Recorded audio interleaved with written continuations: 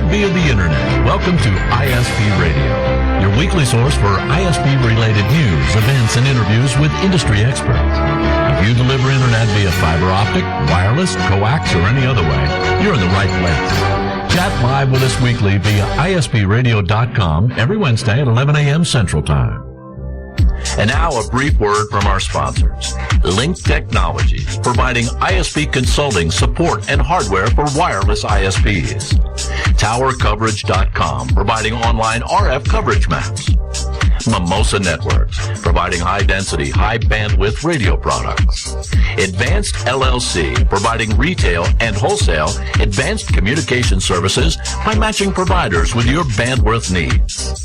And by Sitel, providing reliability in surge suppression. And now your host for ISP Radio, Steve Grabiel and Dennis Burgett. Well, welcome back to another edition of ISP Radio. Had taken off the past couple weeks, and when I came back, it was on a Wednesday, so Dennis had to do the show on the fly by himself, and I apologize for that, Dennis, but we're here, ready to go this new year. We've got a bunch of new shows that Dennis will tell us all about that we've lined up for you, and hope everyone had a Merry Christmas and a Happy New Year, and look forward to a good 2015. So, Dennis, there was some news out there that we've been seeing, and it sounds like President Obama is going to give a speech about broadband. Get us up to speed on that. Yeah, there is just absolutely tons and tons of things going on out there, both over the past few weeks. We had CES in Las Vegas. We had some speeches from the White House and President Obama. We had some speeches from the FCC chairman. Lots of great information. So let's first off start with the upcoming shows. Next week, January 21st, we're going to have the NetSapiens CEO come and join us. He's going to talk about his product offerings and their products and services that NetSapiens offers. On January 28th, we will also have Patrick Leary in with Telerad, and we're going to be talking about LTE deployments, specifically in wireless ISP deployments, how wireless ISPs can use LTE for both primary and secondary deployments in those aspects. As far as the FCC news, again, lots of stuff going on. The very first thing we always like to remind all of our listeners about is the Form 477. This is the FCC form. It is a reporting requirement now, so the next deadline is March 1st. Typically, we will see two submissions, two deadlines. So every year you're going to have two submissions of the FCC Form 477, and the next one is March 1st. So just keep that in the back of your mind that you will be having to do that here upcoming in the few next months. So what did FCC Chairman Tom Wheeler talk about during his speech at CES? Well, during the speech, he basically implied that the FCC will be working on moving internet providers to fall under Title II. Now, for those that don't know, Title II of the Telecommunications Act will allow the FCC to regulate telecommunication providers as common carriers. Now, there's a whole host of reporting requirements and other rules and regulations that go along with that. Now, President Obama, a few weeks ago, had also urged the FCC to do this. So it sounds like Chairman Wheeler is moving towards that. Most ISPs have strongly resisted this, mostly because we have rate regulation and other provisions that's going to apply to the traditional telephone networks as they currently stand could be applied to us as internet providers. Now, as far as wireless ISPs or even small businesses are concerned, we do not have any information on what actually will happen. Google Fiber actually has stated that they want Title II because they want pole attachment rights. But the FCC commissioner will formally announce these plans at the beginning of February. There is a date online. I did not have that available right away, but the beginning of February, they're going to basically say, here is what these plans are, and then the FCC will be voting on that before the end of February. So February is going to be a very busy month to find out how and why future of internet providers is really going to go. Is it going to change substantially based on this Title II requirement, or is it not? We won't know right away, or we don't know right away until that information comes out. Now, also during this CES, the FCC chairman proposed to raise the definition of broadband from its current 4/1, which is 4 meg down, 1 meg up, to 25/3. Now, this definition was last updated in 2010, and that brought it to the current 4/1. And there was some talk a while back of getting at least 10/1 as a change. Recently, the FCC did rule that ISPs receiving USF funds to build in rural broadband networks must provide at least 10 down and 1 up, even though the definition, quote, hasn't changed. Both Verizon and AT&T, of course, objected to this requirement. Now, by the FCC changing this new definition of broadband, it does not actually require ISPs to provide 25/3. But what it will do is it will affect how the FCC reports underserved areas, as well as if ISPs are offering the fast enough service that the FCC has defined. Now, switching to White House news, today President Obama will be giving a speech, I believe that's in Cedar Falls, Iowa, and he is highlighting some of the success that cities have had in bringing high-speed, low-cost internet to the communities. And he will announce some steps to help broadband and fund broadband going forward. Now, during his speech, he will be calling to an end to laws that harm broadband service competition, specifically some states that have laws that currently prevent competitors in certain areas. The White House will also be filing letters with the FCC to urge them to join this effort by addressing these barriers within the FCC community. A new initiative, also called the Broadband USA, is going to be developed to promote broadband deployment and adoption. Now, this is being worked with the Department of Commerce, and Broadband USA will offer online and in-person technical assistance to communities and host regional workshops around the country. There's also going to be guides and tools offered to help communities build high-speed internet. Furthermore, we have a new grant and loan program for rural providers through the Department of Agriculture. We don't know any details on this, but the offering of financing to eligible rural carriers to invest in high-speed broadband in underserved and unserved areas. More information will be coming out in the next few weeks. Nothing has been said exactly what this new program or the existing program, if it's going to be revamped, what it will have. Furthermore, they will be trying to remove regulatory barriers to improve investing incentives, basically creating a new broadband opportunity council that's going to be formed, including over a dozen government agencies with a single goal of speeding up broadband deployments. Now, some questions we have in these options. First off, when we look at local community or city networks, there are a number of them that are currently limited to operating within their community, so within city limits or within the county. By expanding these or removing these limitations, one question we have to ask is, are we hurting broadband deployment or are we speeding it up? And if we do allow those types of networks to expand, then the question becomes, how does that help or hurt current operators in the private sector? So lots of information both on the White House front and the FCC front. Now, the very last thing I want to touch on, we kind of touched on this last week, was actually some new over-the-top TV news, so OTT news. And since our topic today is going to be about over-the-top TV, this kind of really blends in. Dish Network has recently announced a new platform called Sling TV. This Sling TV will be a over-the-top internet TV service, internet only. It does include channels such as ESPN, Cartoon Network, TBS, and others, as well as video on-demand content.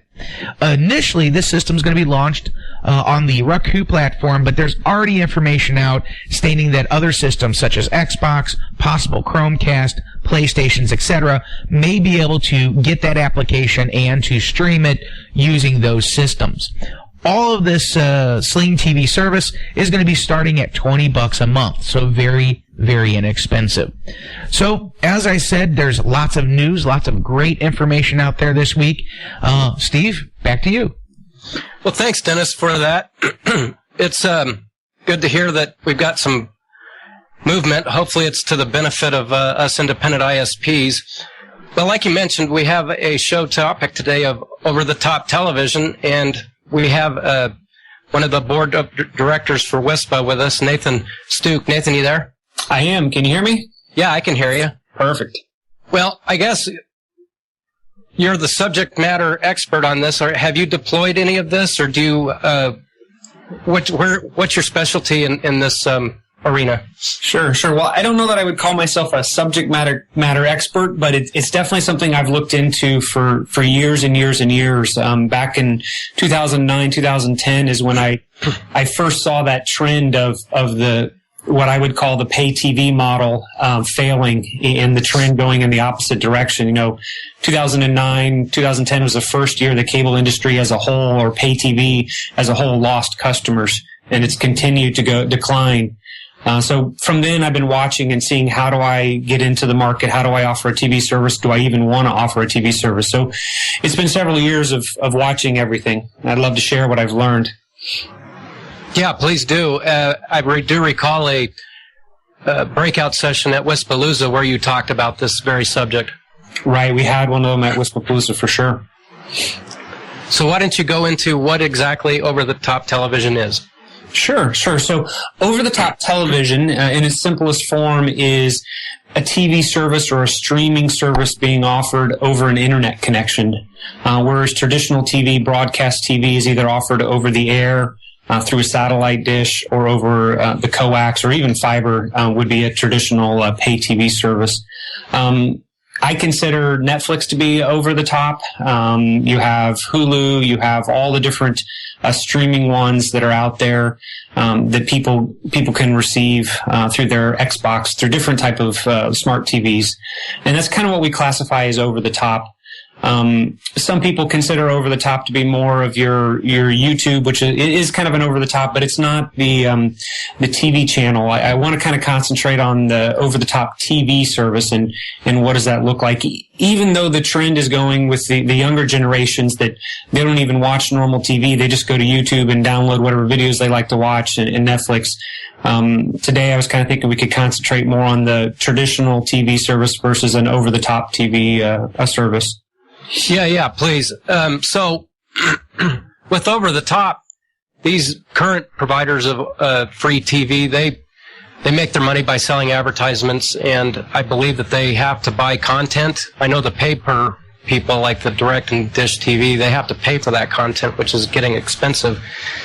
And what's your feeling on where we're going? You mentioned that a lot of the younger generation have no idea what free TV is, and I kind of find it amazing that there are people on the free TV that are advertising that there's such thing as free TV. Everyone has been so accustomed to paying for TV that it's kind of an anomaly anymore. Right. You bring up a good point. The broadcast TV, if you will, that comes in free over the air. A lot of people don't even know how to hook them up anymore. They don't know what it is. Nobody has an antenna on top of their house anymore. So they forget all about the fact that you can actually still get very good quality. In fact, the best HD quality I've seen comes over the air because it's uncompressed. And a lot of people, though, want other features than just what you can get with broadcast TV. They want the ESPNs and they want the Disney channels and those different type of TV stations that aren't broadcast. They aren't your local ABC, CBS, and the different ones that are broadcast like that. So when we think of, free TV, you have your local channels, and then we think the pay TV model, but when you start putting it into the over the top, you're decoupling the transport layer, the people who actually bring you the connectivity or bring you the service versus the content provider. And you hit the nail on the head. Content is going up extremely fast, and now bundled cable bills are into the $100, $150, $200 a month, and people are realizing I don't watch the 200 channels that we have. I only watch a couple key channels. And I really need to cut down on what I'm spending. And some of the research we've done, people have to pay for their gas. They have to pay for the heat in their house. They have to pay for electricity. But your entertainment bill, the cable, the TV and the phone, and your internet, that's almost your largest line item bill on your home budget. And if you can cut it in half, that's a major savings for families. So they're now looking at reevaluating their watching habits, what they're doing, and how can they be better served to get exactly what they want as a consumer. Dennis, you have any questions? Yeah, I actually had this is literally last night. My uncle actually just did that. He's like, we don't watch TV enough to pay $150 a month.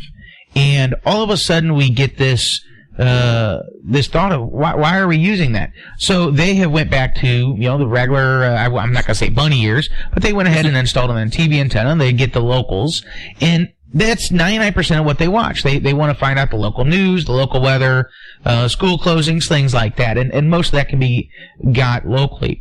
A good question I would have for Nathan, and you may not have an answer to this, but why do we see the industry, specifically the cable TV industry, these channels, why do we see that these companies keep raising rates to the content distribution? So we have our Dish Network, our local cable TV operators, our other satellite operators, DirecTV, etc.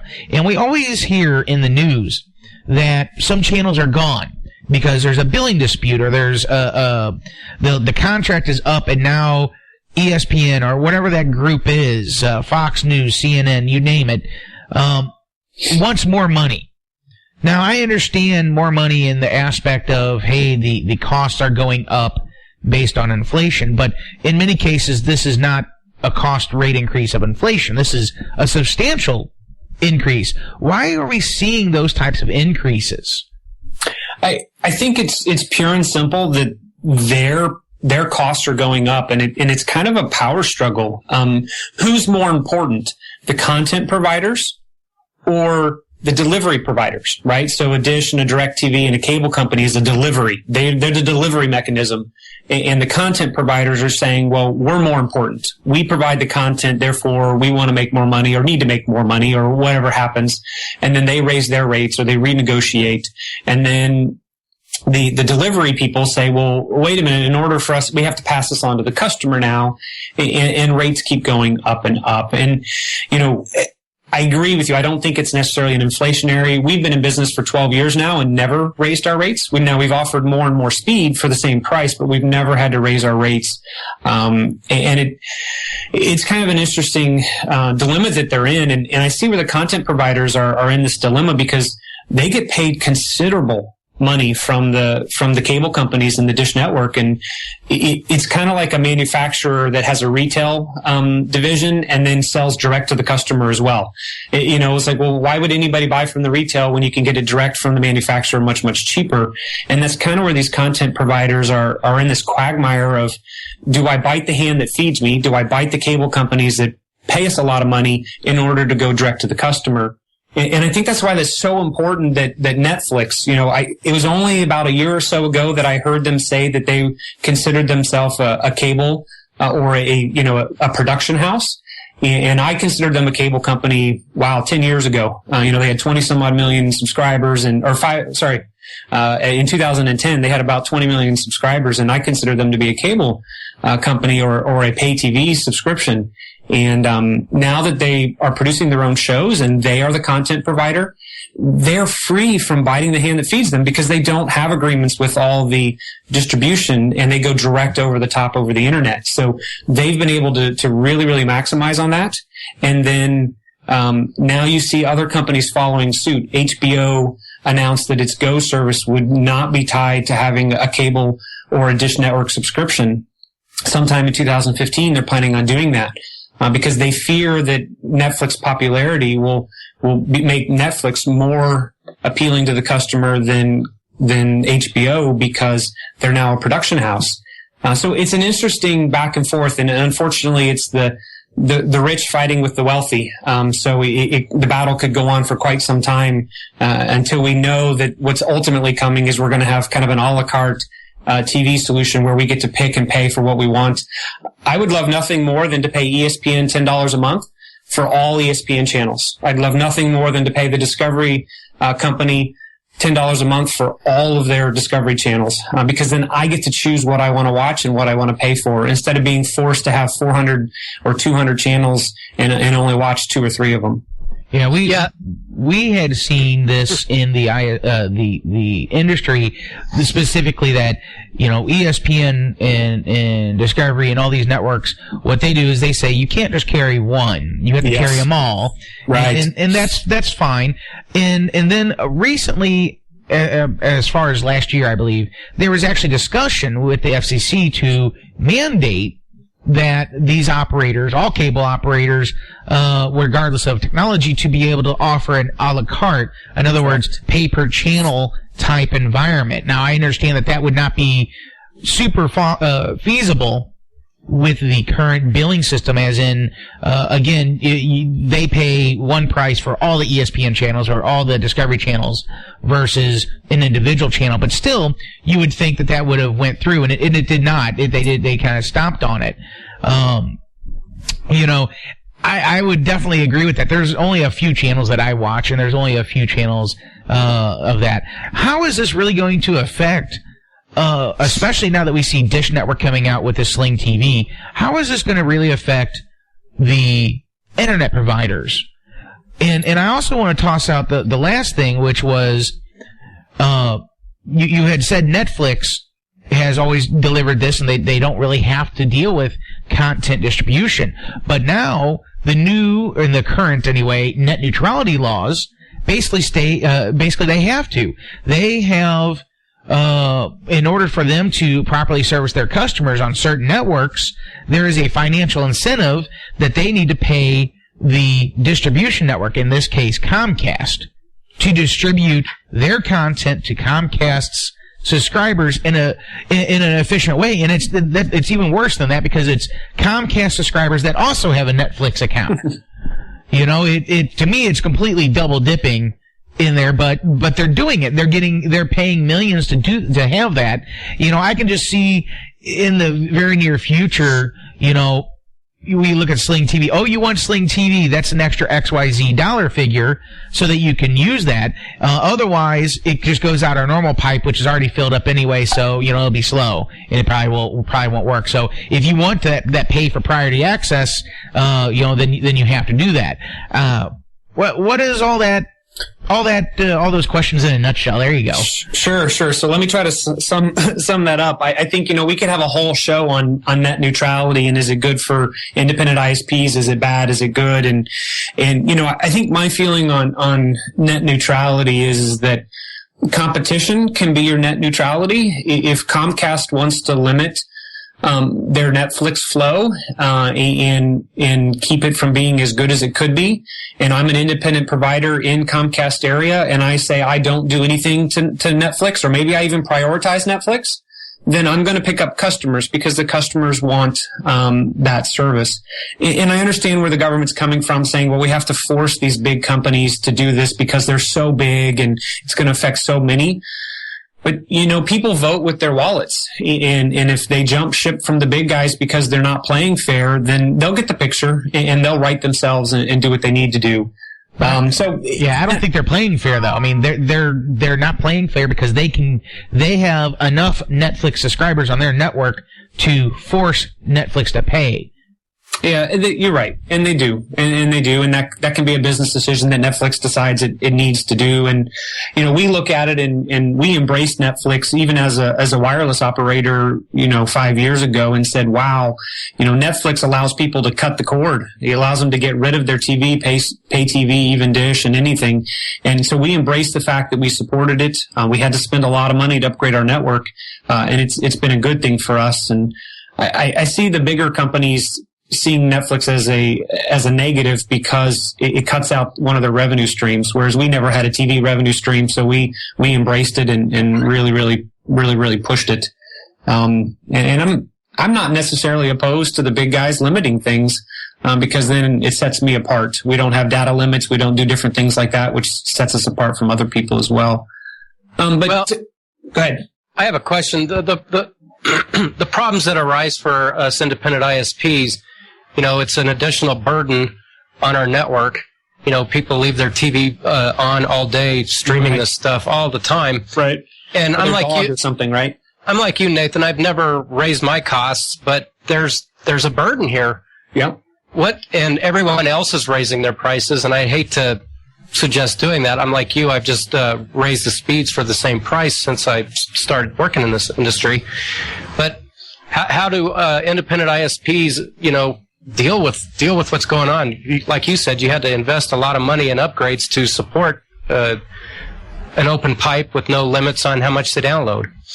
Yeah, I think it's an individualized business case, because you can choose to run your business how you want. One nice thing about not being Title II, we can choose to run it how we need to, and we chose to still stay unlimited and to upgrade our network. And you're right, it is an immense cost we had to go through, but that's how we keep customers, and that's how we keep our customers for life. So we chose to do that. Some ISPs said, well, I have to switch to a metered billing, which I tend to agree with. I've traveled all over the world, and most places have metered billing for internet that I've been to. My father-in-law lives in South Africa. When we go there, he has a 10 meg DSL connection, and I blow through his limit the first weekend that we're there, and I pay more and more money to get more bandwidth, because they're on a metered billing. Your water's unmetered, your electricity's on the meter. But the problem is, back when the internet was becoming the internet, the big companies didn't care about the internet. They were giving you the internet almost, right? If you guys remember, we could get $10, $15 a month DSL because they were giving you the internet in order to keep you as either a TV customer or keep you as a phone customer. And the internet was just that thing that, well, if we give it to them, they'll stay as an overall customer. Right. Now that has shifted, and back, I think, sometime in the end of 2013, the cable industry actually flip-flopped, and now they have more broadband customers than they have pay TV customers. And now broadband is what are driving the customers. So it's almost like, let me pay for broadband and give me the TV. I know when you sign up for our local cable provider's business connection, their business internet, they pretty much give you the TV service because they know that we don't really care about that. It's turned around. It has. And now the big companies have gotten into this problem of, oh man, what we used to give away now is what everybody wants, and we can't just give it away anymore. And I would love to see us all go to a meter type of a solution. I don't know that we will. But we chose not to because our bread and butter is the rural market where people are used to having cellular connections where they use a MiFi or some type of a connection that all has data limits, and they're very, very small. So we have chosen that since 80%, 90% of our market is that market, that it is easier and better for us to market that we have unlimited service than it is for us to have a cap. And you bring up an interesting thing about the person who leaves their Netflix running, and then there's that new feature that allows it to go from one show to the next without ever stopping. And we kind of consider that to be customer education.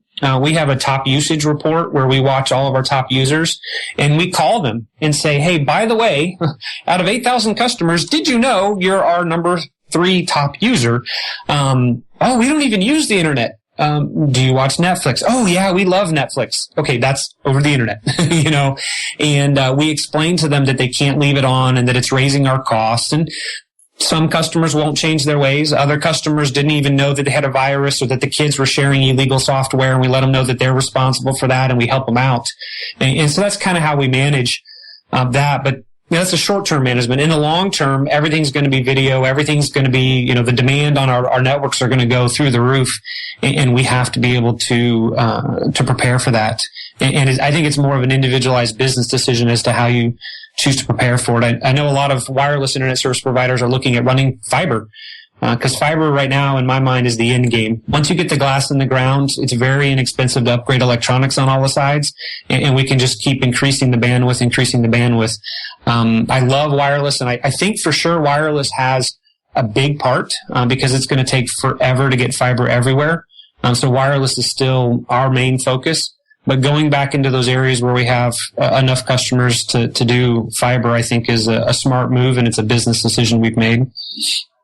So are you like running fiber to nodes and then broadcasting out wireless now, or are you actually bringing in a pipe via wireless to a location and then breaking out with fiber Where do you, I mean, obviously it's going to go to that, meaning bringing it in with a high-speed microwave link and distributing it via the fiber to the door. But so I believe in the right tool for the right job. And long-haul fiber, even if you got it down to $1 per foot, when you're going 100, 200, 300,000 feet, that's expensive. Yes. And we have very, very reliable, very high capacity microwave backhauls in our industry that work very, very, very well. Sometimes even better than fiber, because fiber, every foot of it could be cut by a backhoe, could be cut by a car accident hitting a pole, whereas the microwave goes through the air, and it's very hard to, I always joke that it's very hard to run a backhoe through our signal. So what we're looking at right now is microwave in. And then where we have some problems is some non-line of sight, maybe some terrain that we can't send our wireless through, the hills, where we're going to be able to run fiber to get to those houses that wireless isn't working for us. And, you know, we still always look at wireless first. The reason we haven't gotten into fiber much is that, you know, wireless costs me one thing, and then in order to do fiber, I have to add 2 or 3 more zeros behind that wireless cost, and it just becomes very, very expensive. For sure. So we've always done the wireless, and with the advent of 8211 AC and 6x6 MIMO and all those different things, it's really, really still working for us. And we have some new spectrum hopefully being opened up, and there's a lot of initiatives. But we're looking at the right tool for the right job, and fiber fits that bill in some of these important areas for us. Dennis, you got any questions? Yeah, going back to our TV stuff. Right. What are we looking at?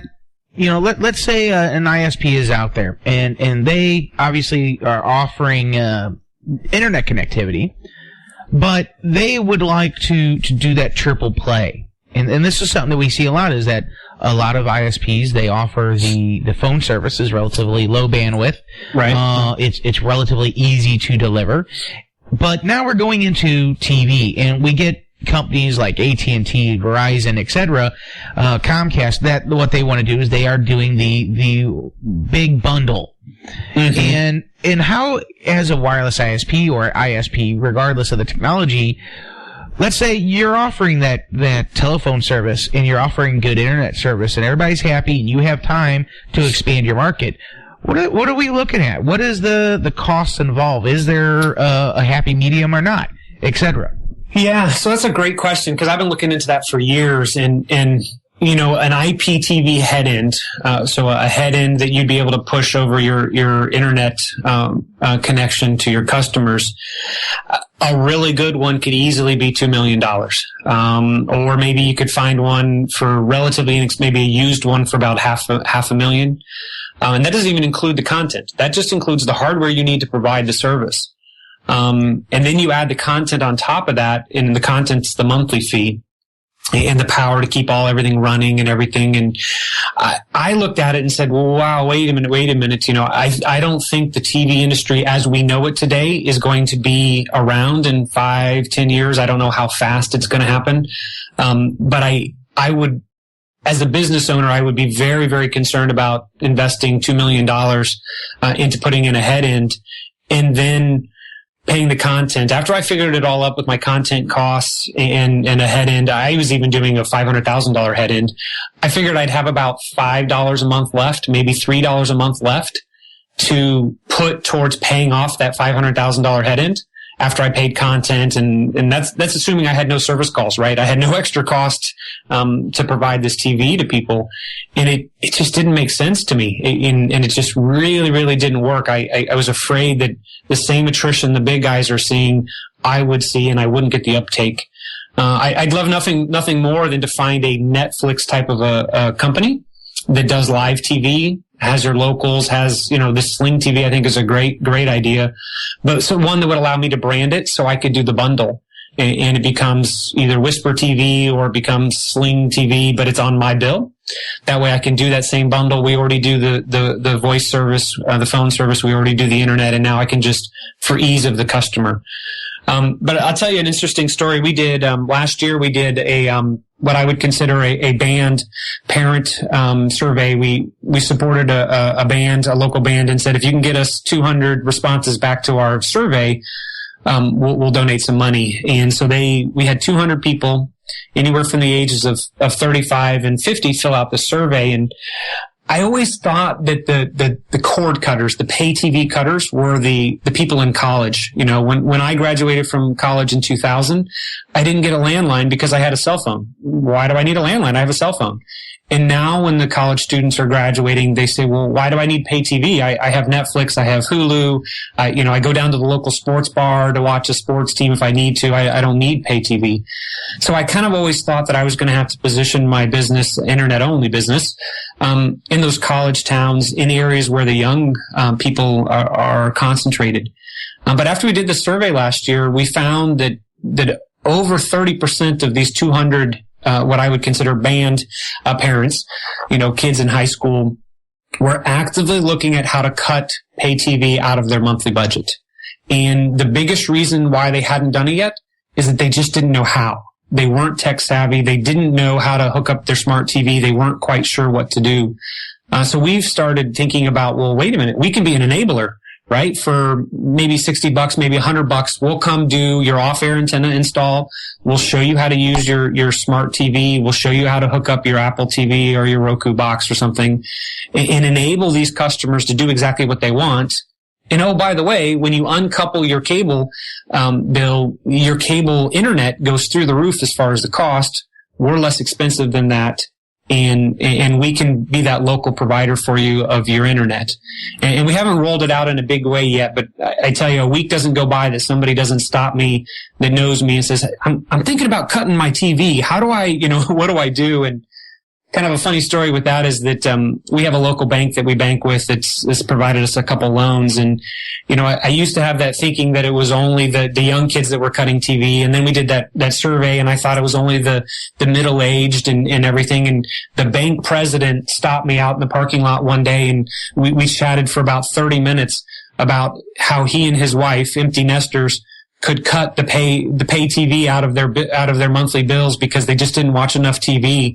And I said, okay, there we go. That is the clincher for me, that I know this is a real trend, that it is everyone across the board is looking out how to reallocate those dollars and get what they want to do. This is a trend that the cable companies are fighting very well, but ultimately they're not going to be able to fight what the consumer wants. And the faster they realize that, the faster they can start changing their model or doing what they have to do in order to embrace the fact that people want an over-the-top type of a TV solution. So I was just thinking about that. We were talking about Sling TV during our news segment, and they provide a couple sports channels, a couple of the common channels, and I've always thought that a company that can come out and provide just the essentials, and not when I say essentials, just the channels that people want, because there's, my Dish Network bill, I got tons of channels I never watch.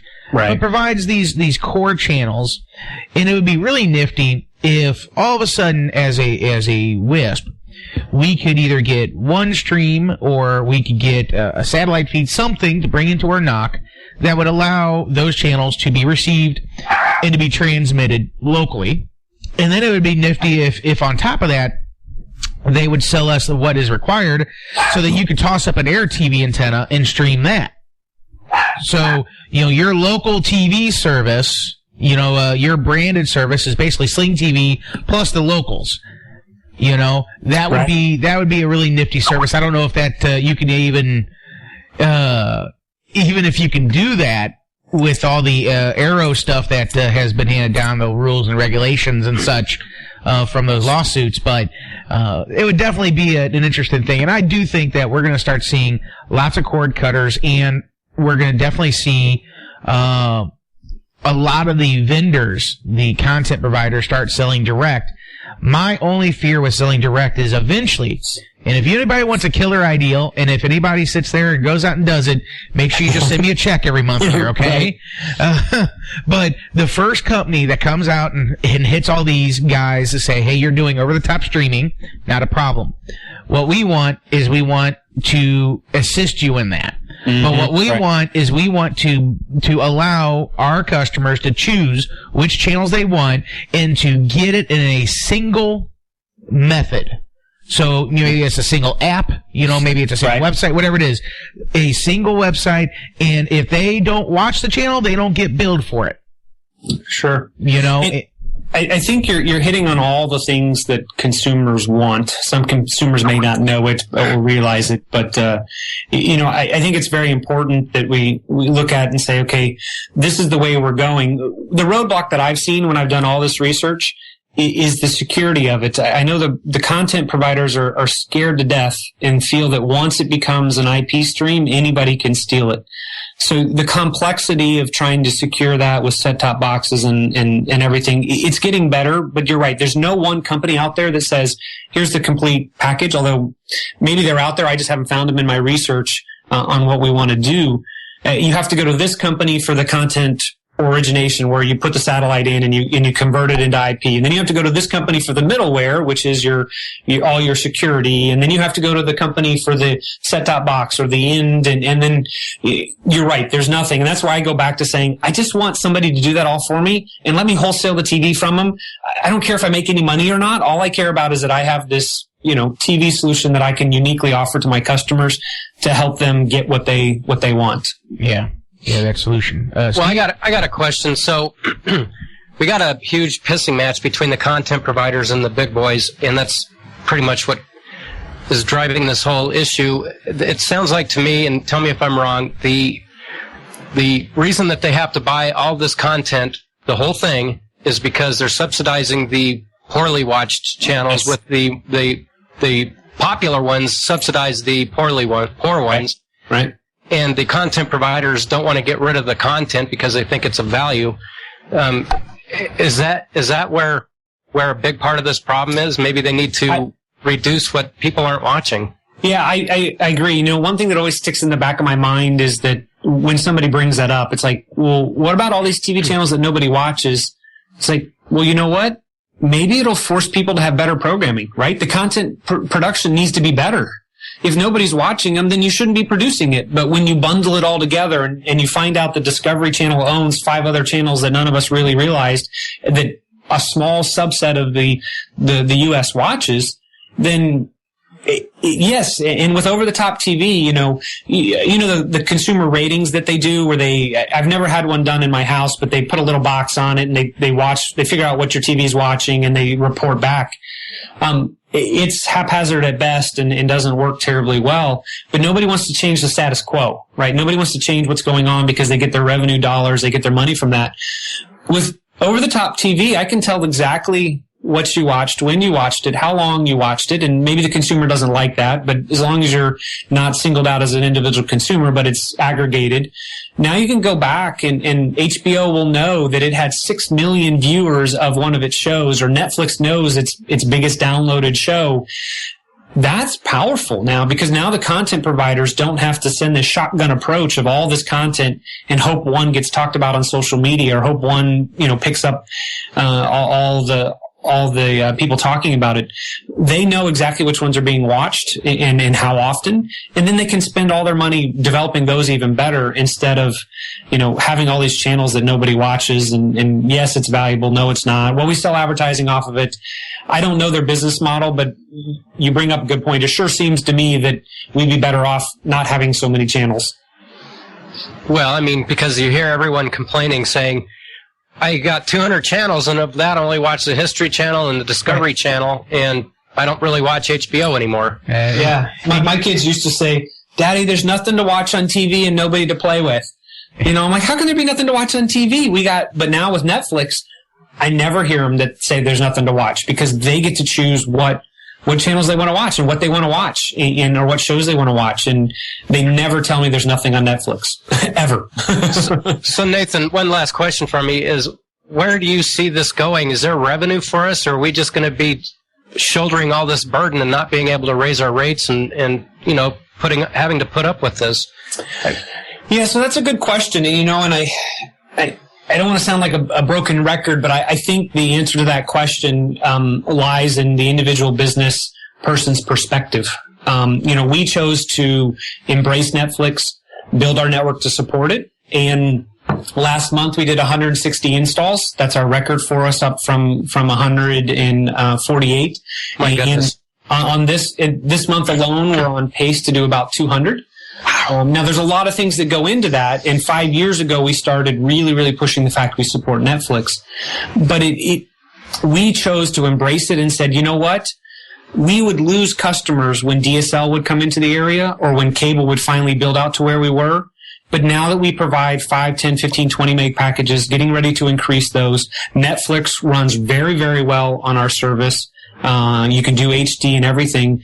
Now we don't lose the customers when cable and DSL move into the area. And in fact, what we're finding is we are doing a very good job of going back into areas that had cable and DSL.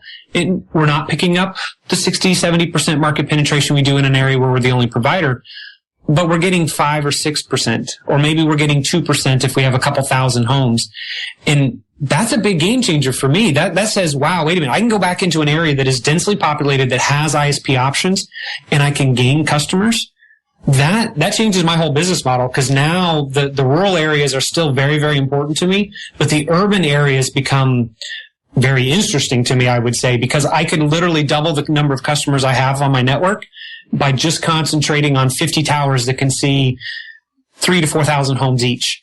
And that in the past has never really been a very viable play for especially the wireless industry, because we didn't have that TV offering. And it was, well, I want the bundle, or I'm not willing to change. But now that content has gone up so much, people are reevaluating. This trend of cutting the cable is coming along. I'm excited. I'm looking at, the wave isn't quite here. The small waves are coming of people, but I'm excited to see what happens in the next probably 1 to 2, maybe even 3 years, where the WISPs now become this viable third option that really, really makes sense. When you unbundle your cable service, your internet goes through the roof, you become more expensive than us, and now we say, no, switch to us. You have good local support, good local company, great speeds. Oh, and by the way, your Netflix and your Hulu and your Amazon Prime all run off of it perfect. And now you're a happy customer. We're a happy company because I was able to add customers I never would have had this trend of over-the-top TV not happened. So I don't look at it as a positive, but I'm also an internal optimist. So, again, I think it comes back to your own perspective if you see it as a business downer or as a business opportunity. No, it's a business opportunity. You said something there. You support Netflix. In what way do you support Netflix? Just by providing a cleaner, fatter pipe? Correct. Or are you giving them advice on how to set up their Netflix? Well, we do that too. We help the people do that. So I guess I say we support. We embrace the fact that Netflix was there. Back 5 years ago, there were a lot of ISPs that would jump for joy when they figured out how to block Netflix, or they figured out how to keep people from being able to use Netflix. And unfortunately, it's a trend you can't stop anymore. You can't circumvent it. I guess you could. You could stop it, but then you wouldn't have very many customers at the end of the day. So we looked at it, embraced the fact that it was there, and said, wow, this is an opportunity for people who want to get rid of that pay TV. We're going to enable them to do that by having faster speeds, better reliable network. And it's worked out very, very well for us. We continue to grow year after year. Never can keep up with demand, which, again, is a problem I'm not complaining about. But it's something we chose to do very specifically. We did have a question on our chat window there. Basically, it was actually more of a business question. For the subscribers of your service, Nathan, do you require contracts in those areas? Oh, okay. So, we do require contracts. We have a 2-year contract. You can do a 1-year contract or no contract. It just adjusts our setup fee. I think it's $50, $100, or $150. If you do the 2-year, it's a $50. I like contracts not because I feel that we have to hold our customers into a contract, but I like contracts because we get enough people who call in to tell us our internet is horrible and it doesn't work. And then we find out that it was just one computer in their house, and we tell them to go take that computer to a computer repair shop and get it fixed. And then they find out it was just that one computer. So we had seen in the past when people were out of contract that they would cancel us first, go to the next one, and then find out that it really didn't fix the problem. So I like the contracts. We're working on changing our contract right now. I want it to be just one simple thing that says we will provide you the best internet we can, and you will pay us and then just have them sign here in big print, no fine print, just big print. Because that's honestly what it is. For us, it just means you're our customer for that amount of time. I know the banks, we do a lot of bank financing. They like contracts. I know potential investors like contracts. But in all intents and purposes, are you really going to chase the customer that owes you, $150 remaining on their contract? So I'd like to not do it. I know the trend in the industry is no contracts, but we continue to do it and we don't really get pushback. Maybe when we start going into these urban areas that continue to do it and we don't really get pushback. Maybe when we start going into these urban areas that continue to do it and we don't really get pushback. There we go. Oops. Hope that wasn't me. So maybe when we go into these urban areas, we might get a lot of pushback for having the contract. And we'll kind of have to evaluate that as we do it. But right now, we still have a contract. Yeah, and a lot of our customers do contracts. I think the contract is really it's a two-parter tool. One, it is a tool that says, yes, you're going to be a valued customer. We want the contract because we want to state that we want to give you good service. But for us to give you good service, we're investing so much in equipment, etc., and we turn that around and say, because of that, we need to make sure that you're going to at least stay on to where, if it costs us $100 to install you, then we need to at least make $100. Correct. And I think most customers, and whenever we look at all the industries, when we look at cable TV, when we look at DSLs, etc., I don't think any of those don't have contracts. I know there are people that don't do contracts. They basically say, hey, if you don't like our service, disconnect. But that usually comes down to a point of, hey, it doesn't cost us anything to get you as a customer. I have some customers that they do hotspotting only in big buildings, and they basically say, if you sign up for service, you get it. That doesn't cost you anything. I don't have to manage your account. I don't have to take your credit card. It's all online. And therefore, there's very little cost for me to do that. Right. So I don't require a contract. If you don't want to pay anymore, you don't pay anymore. And then the other flip side of that is in the selling of the business is a contract is it worth more or not? Right. In general, most people will say yes, but again, it's not a major requirement. So right, and I think the two things we do is we have a 60-day trial period. That's not a money-back guarantee. You still pay for the service, but if you don't like it for 60 days, something doesn't work, we didn't live up to our thing, you can cancel and not pay any cancellation fee. So a lot of people that want to try the service really like that. And then the other thing we do, fortunately not on a regular basis because it doesn't happen that much, but if for some reason we can't provide you good service, we get interference, a tower, falls down and we can't repair it or whatever happens, we release our customers from their contract. And like I said, it doesn't happen much, but them knowing that we have that in the contract that says we will do that, provided they give us the opportunity to fix it.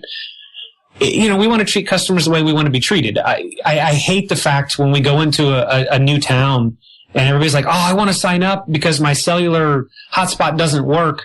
They promised me it would. They showed me the map of being green, but I can't get service at my house unless I stand on the front porch upside down holding, whatever. But they won't release me from my contract.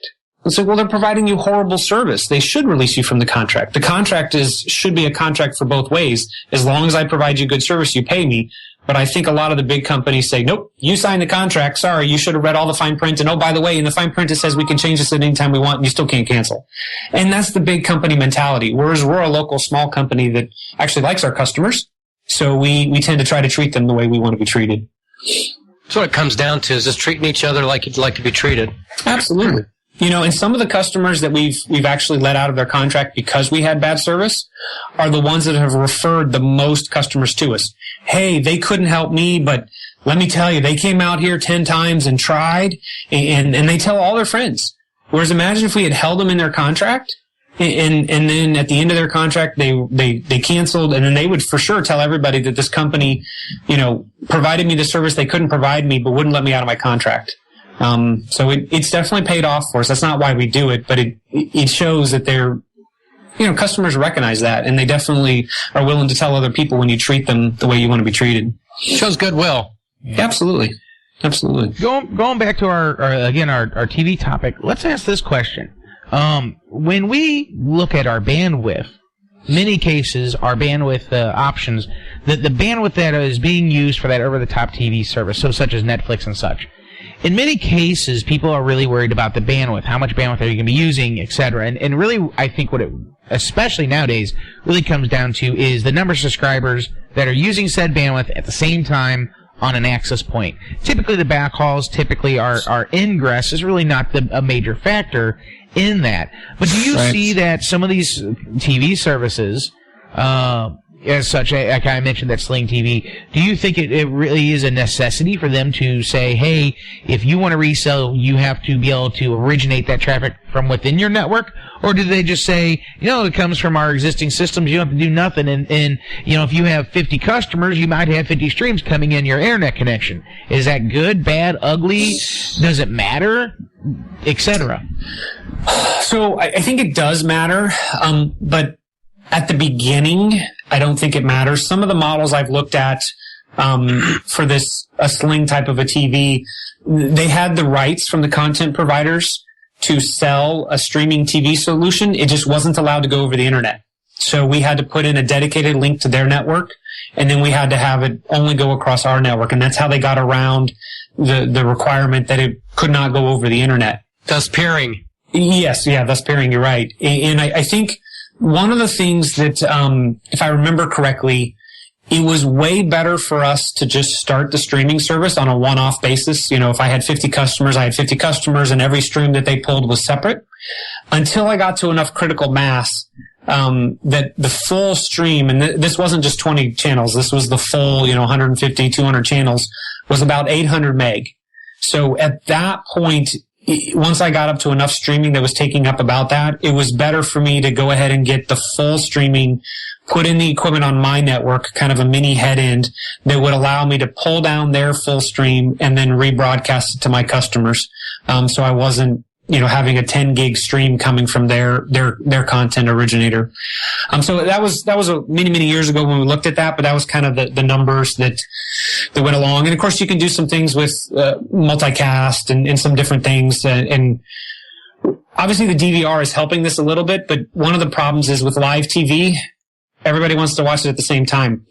And I tell you what, if you think your customers are mad when their internet goes down, just wait until their TV goes down and their internet goes down.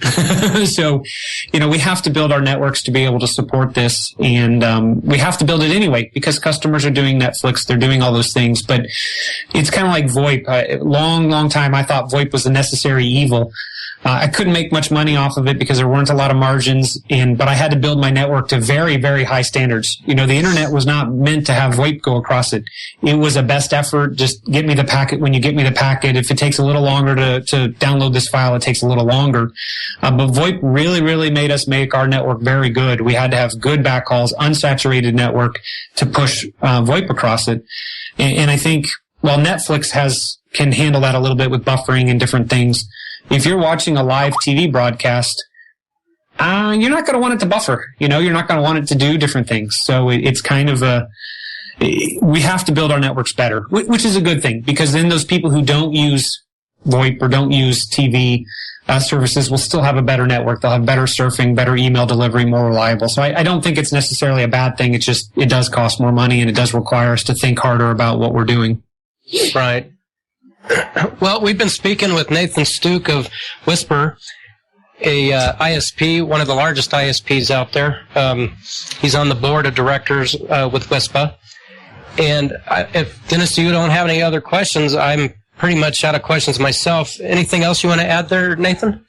I just appreciate you guys letting me come on the show. It's always fun, and I encourage anybody out there that wants to become a WISP or that is a WISP that it's a great industry to be in, and there's exciting things coming along in the next couple years that will really allow us to kind of come into our own as an industry and be a very, very positive force in providing service to customers. Right. Well, again, I want to thank Nathan for being on the show and telling us about over-the-top TV on the internet and how it can impact us. And I want to thank Dennis for being on the show. Dennis, you got anything else to leave us with? No, I think we're really good. We had a great show. There's lots of information in this. Just remind everybody, Forum 477, and, of course, our upcoming shows. You can always visit ispradio.com to download any of the episodes.